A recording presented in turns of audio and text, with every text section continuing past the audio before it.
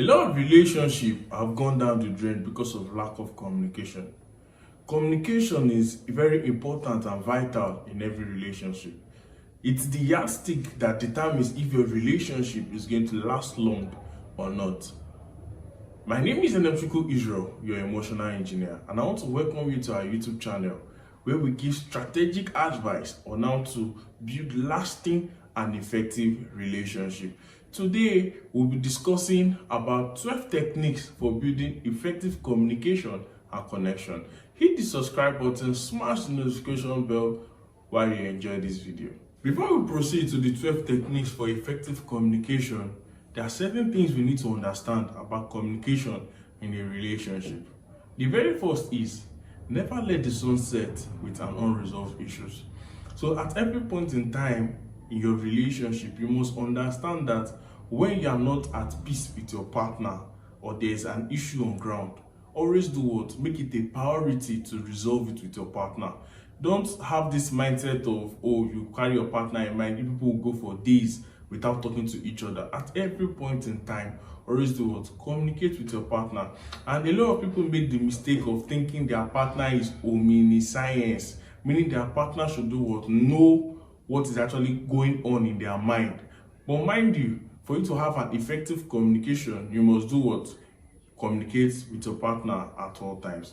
The second thing we must understand about communication in a relationship is the truth hurts more than a lie. When communicating with your partner, make it a priority to do what? Stand by the truth and nothing but the truth. I know it's not easy because definitely, like they do say, the truth is always bitter.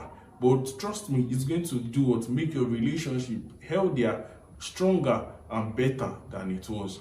The third thing you must understand is be open-minded when having a conversation with your partner. Meaning to say that don't be rigid, making things to do what? Go according to your way or go the way you planned it or desired it to be. When you discover that you're at fault at the long run, make sure that you do what? Apologize to your partner. This way, you build what? Effective communication. The last thing we need to understand about communication in a relationship is communication is not inherited, but rather it is being taught. A lot of us grew up with without the ability to communicate with our partner. But along the line, one way or the other, we did what? We learned it. So if today you don't have that ability to communicate with your partner, calm down. There's nothing to worry about. Start by asking your partner certain questions. For instance, what makes them fall in love and out of love? What are their likes and dislikes? This way you do what? Tend to see from your partner's perspective and do what? Understand them better. These are the things we need to do what? Understand about communication. So, right now, let's move into the 12 techniques for effective communication and connection in your relationship. The very first way of building effective communication with your partner is always create an environment for communication. A lot of people in relationship today, they are scared to do what? Communicate with their partner. When you have certain things to communicate with your partner, always do what? Make your partner feel safe and comfortable. A lot of people, when they want to communicate with their partner do what? Put up a defensive shield, which will end up leading to an argument at the end of the day. So when it is essential and important that you create an environment for what? Communication. So your partner can feel safe and comfortable to communicate with you at all times. The second thing we'll be looking at is understanding the timing for communication. You see, it is good to communicate at all time, but not every time is convenient for communication. There are some times that your partner might not be physically sound or emotionally sound to do have that particular conversation with you. That is why it is important and essential that you read the room, the environment before you do engage your partner on certain topics of communication. The third thing we'll be discussing on how to build effective communication with your partner is start with a conversation. Don't be too hard. A lot of people, when they want to communicate with their partner, they do come with full force at their partner. This way, trust me, your partner is going to do pull up a defensive shield, which will definitely lead to an argument. You don't want to communicate with your partner. First thing you are doing is you're asking them a question. Where have you been since? How do you do this? Why will you do this? No. Start with the conversation. First of all, you can often start with something that is not related to the topic, just to make them feel comfortable and calm, so they can give you their full attention. When you want to start a conversation with your partner in this regard, you can commend them. Oh, you look beautiful today. Where have you been since? Or I've been trying to reach you. Your number did not know, things like that. This way you actually would communicate effectively with your partner. The fourth thing we'll consider on building effective communication with your partner is never interrupt your partner while they are talking. You see, it shows respect and courtesy when you are talking with your partner and you are listening, not interrupting. I know it is human for us to do interrupt at every point in time, but trust me, it shows respect when you can actually listen to your partner when having a conversation with them. If you have something to say and that you might forget, try jot them down or do keep them in your mind so you don't actually forget. And when you want to communicate, always ask your partner that, are you done? Can I say something? This way your partner will do perceive you as someone that is actually full of respect, and you have courtesy for them. The fifth way for building effective communication with your partner is choose clarity over assumption. A lot of people, they make the mistake of assuming. When communicating with your partner, you must understand that clarity is very important. Assumption kills faster than anything when it comes to relationship. When you don't understand something, ask your partner a question. Oh, I don't understand this thing. Shed more light on this. This way you do build effective communication with your partner. The sixth thing we'll be looking at on building effective communication with your partner is to do show honesty and transparency when communicating with your partner. You see, it is like I said earlier on, it is important to do stand by the truth and nothing but the truth. Let me tell you something. You see, this particular point here is the baseline for anything when it comes to communication with your partner. Because if everything, the time, the energy you guys actually spent on having a conversation was all based on lies, trust me, that conversation was totally futile. So it is essential that at every point in time, you're always honest and transparent with your words and action when communicating with your partner. This way, you tend to make your relationship more healthier, bigger, and stronger. The seventh thing, or the seventh way to build effective communication with your partner is to do always put yourself in your partner's shoe to see from their perspective. A lot of people, they just assume that their partner is meant to do things certain way.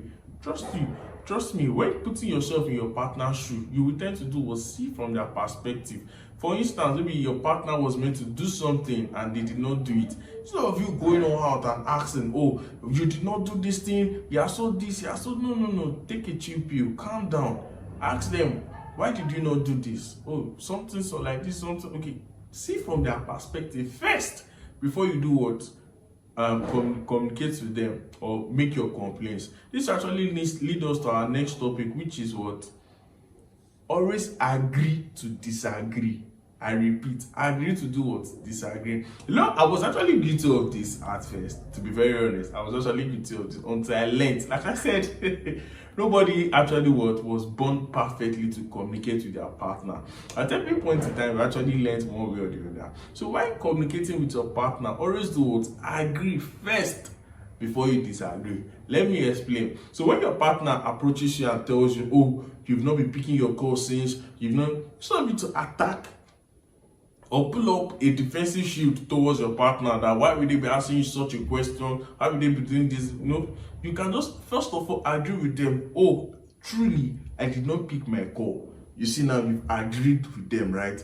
Because of you will not put your own the reason why I did not pick their call. You're not telling, oh, because of this and this was the reason I did not pick your call. This way, what you just did now is you actually make every defensive shield your partner had towards you, you brought them down.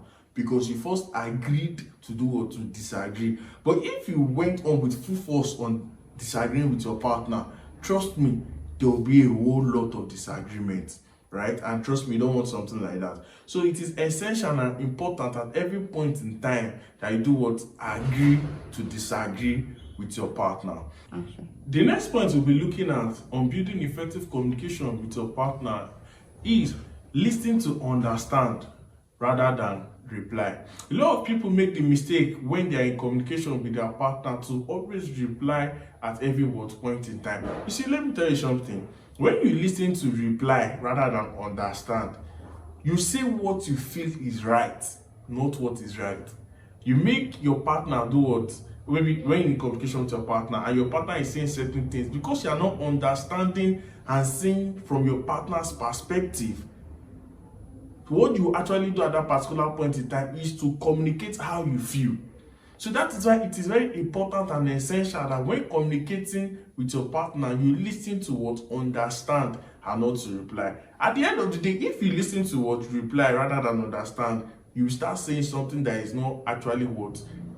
Meant to get. You start saying something you are not actually meant to say. So it is important and essential that you do what? Listen to understand. Rather. The next point we'll be looking at when building effective communication with your partner is never judge or use your partner word against them. So when communicating with your partner, there are certain things your partner will definitely reveal to you based on trust. It is essential and important that you don't use their words against them. For instance, let me give you an example. Your partner, as a lady, revealed to you that she was being abused, and you end up using it against her. What you just did is, you just made her to do what? Go into her shells, and she's not going to do what? Trust you to the extent of opening up to you again. It actually take the grace of God, the grace of God for her to do what? Open up to you. Or as a man, your partner open up, maybe your partner is a man and he opened up his vulnerability aspect to you. He was vulnerable to you and you use this vulnerability against him. Trust me, automatically, it's even difficult for men to open up. So you even thank God that you have a man that can actually open up to you. And if you use his vulnerability against him, automatically you've actually what? Closed that chapter. He's not going to do what? Trust you or want to do what? Open up to you again. So it is essential and important that when your partner open up sensitive aspect of themselves to you, you don't do what? Use it against them, but rather you protect them from what? From any harm that may come, and make them what? Emotionally what? Balanced and sound you. Then the last thing we'll consider in building effective communication with your partner is always do what? Walk the talk. Make change what? Effective. So when you've communicated with your partner and you understand that, oh, this is what I need to do, or this is what you need to do, or we both are at fault, but this is what we need to change. Make sure that at the end of the day, you do what? Make change a topmost priority. We need to say that you actually take actionable step towards change, because the bottom line of every conversation is to do what? Must be piloted to change. So if you don't change, trust me, that's why you hear a lot of people complain in their relationship that I've spoken to my partner countless time, he's still doing the same thing, she's still doing the same thing, she does not listen. That's because they've had conversations, they've communicated well, but they are not what? Making actionable step towards change. So the bottom line of every conversation or every communication with your partner must definitely what? Lead to what? Actionable step towards change. So this is the best way to do what? Build communication and connection in your relationship. Comment below and tell us other ways you can build communication and connection in your relationship. My name is Enemchukwu Israel, your emotional engineer. Smash the notification bell, subscribe to our channel, and like this video. Don't forget to share.